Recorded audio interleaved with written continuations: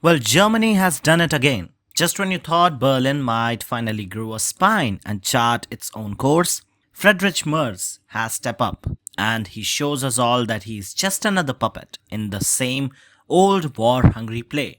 Remember his campaign speeches? The tough talk on migration, the cautious stance on Ukraine, and the promises of peace talks? Well, that Merz is long gone, and he's now replaced by someone more willing to dive headfirst into the flames that Olaf Scholz left behind. It didn't take long. Barely a month into power, Merz has gone full war mode.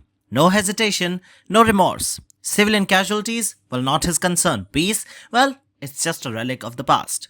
Merz has flipped the script from a supposed voice of reason to just another European leader dancing to the tune of escalation, or what we say as deep state.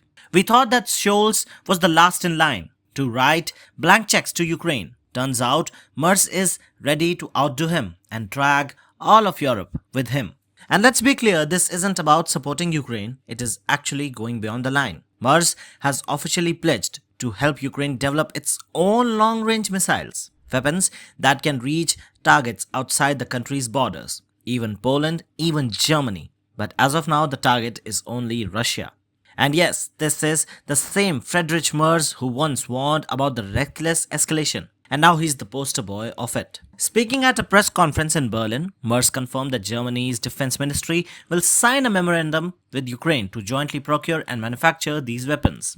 No range restrictions, he proudly announced, echoing earlier statement that the US, UK and France have already dropped such limits. Now for context, this means that Germany is openly supporting Ukraine in developing strike capabilities that could reach deep inside the Russian territory. Now when asked whether Germany would also hand over the infamous Taurus cruise missiles capable of striking Moscow, Merz conveniently dodged as of now.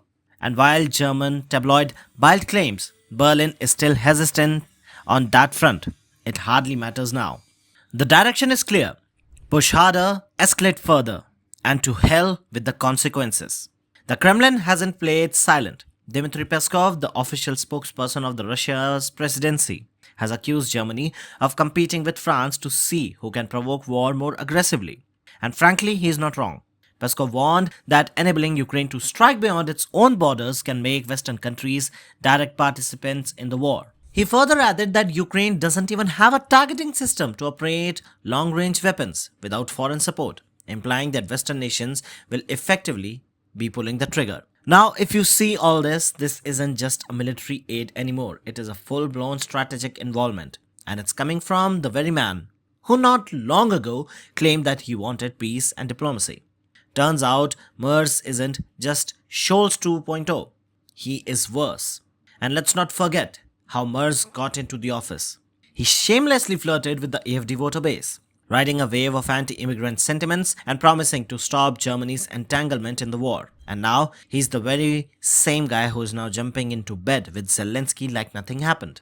Betrayal doesn't even begin to cover it. Voters are already regretting their decision, but it's too late. The man they backed as a sensible alternative is now dragging the same country into the dangerous territory that the bald guy was taking too. This reckless path puts not only Germany but all of Europe at risk. With tensions already at a breaking point, Merz's move could unravel any slim chance of diplomatic resolution.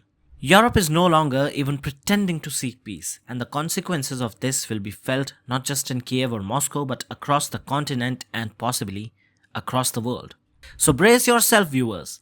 Merz has struck the match, and soon the whole NATO may feel the fire